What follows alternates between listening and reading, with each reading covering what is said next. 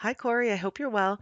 I thought I would build you a Camtasia video that is a tutorial that takes you through what I've built for you in the D2L learning environment. In the email I've sent you, you have these three pieces of information. We're going to begin by clicking on the trial site.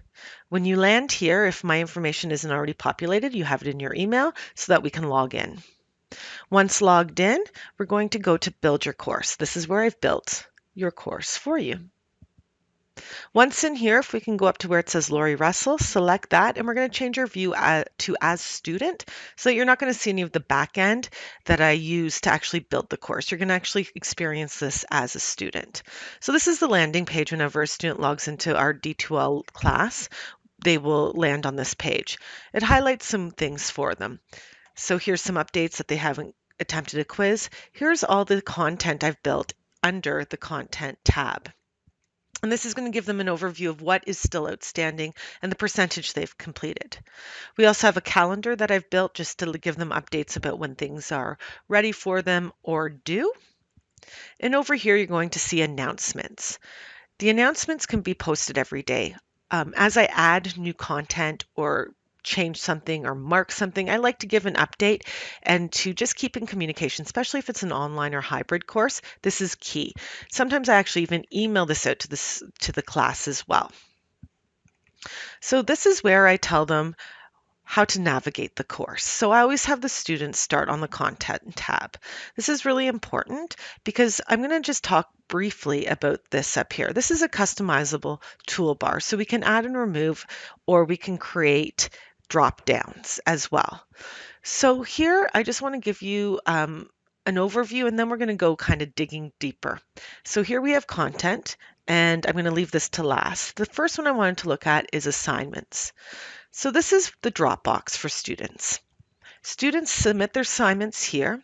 They see their completion status. So once they submit, this will change to submitted.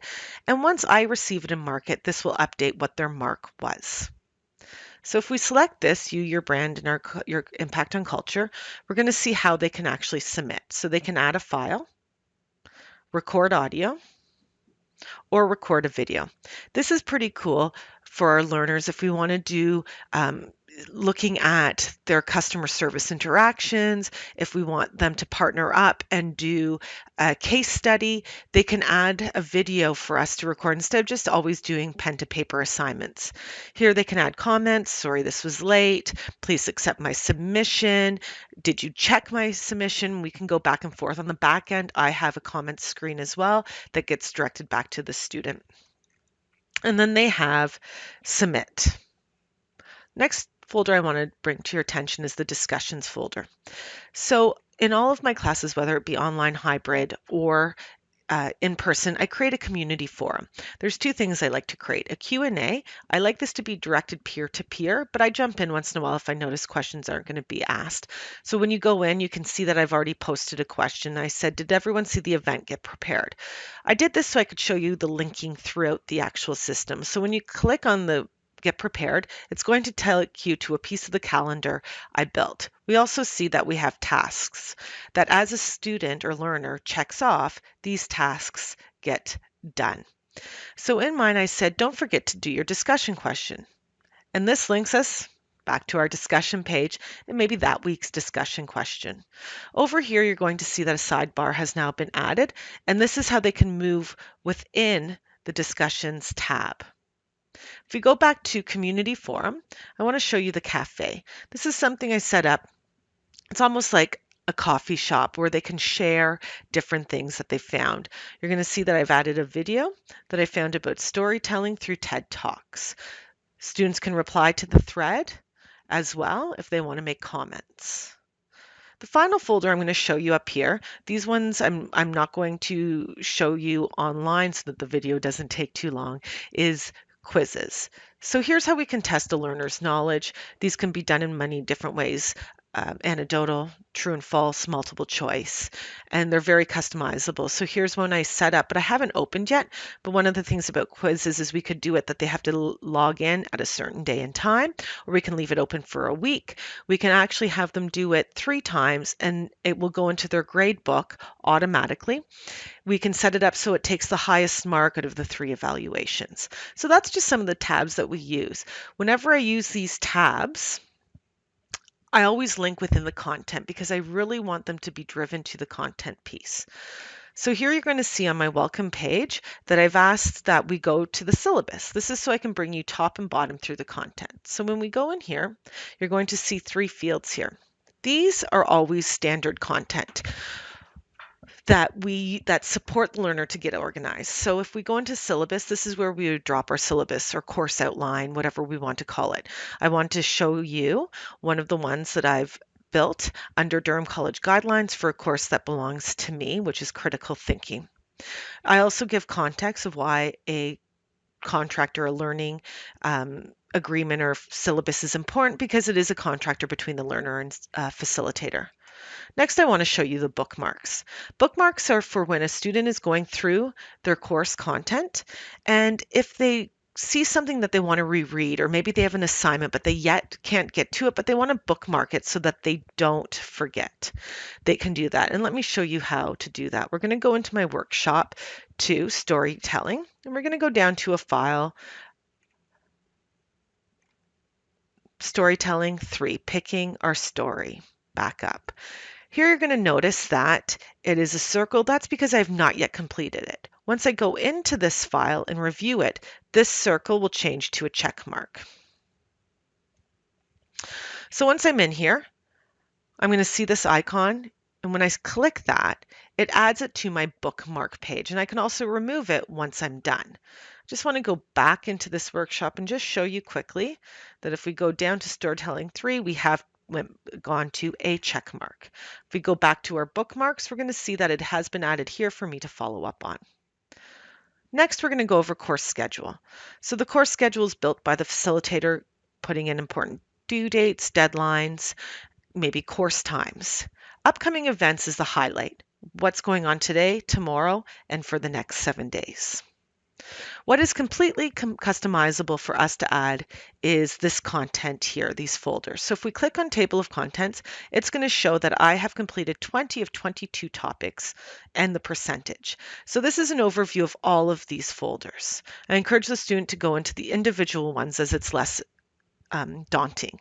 So here we can see that I've completed 4 of the 4 topics. I hope you come back to this page and review a bit more about me, how you can connect with me, and my resume and cover letter.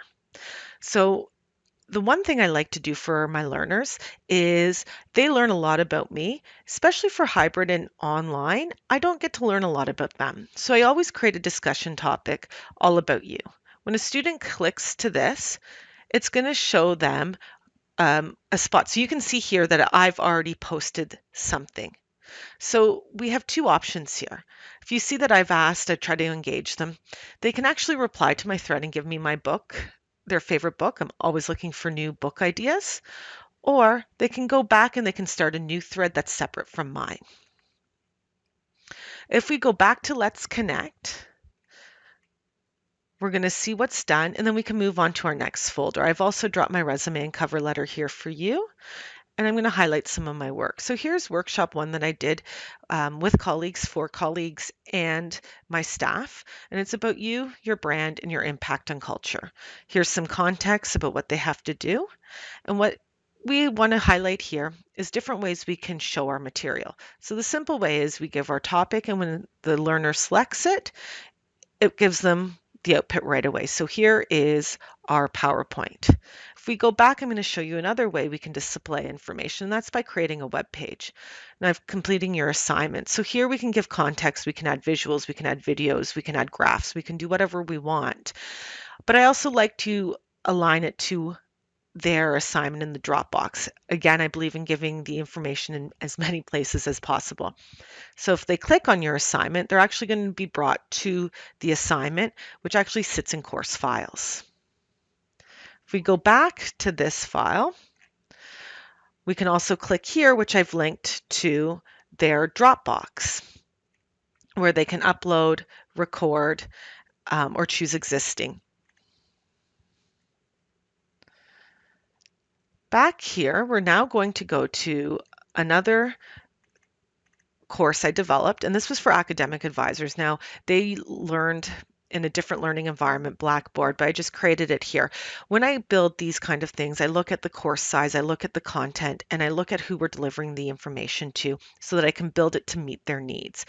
Again, I've always, as many places as possible, how a student can connect with me by email or phone.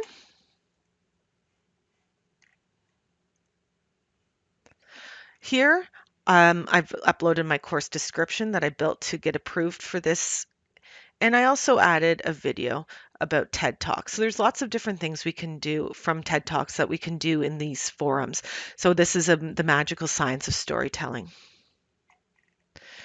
So this workshop had three components, three-hour sessions, and then an online where I uploaded work. So I just wanted to showcase one of the final assignments that I did. There was actually 10 components for this course. So you can look at the creating a conversation and what we did for their final assignment. The final thing I'm going to highlight is Project Connect. So up here, I also want to show a simpler page for you. So this page is for someone for a course that we want to not have too much involvement maybe online, where it just kind of gives an overview and the supplementary documents. So that's a quick snapshot of what I've built for you in the D2L learning environment. I know I've talked your ear off. I hope you got some things out of it, and I look forward to creating more conversations about this with you. Have a great day.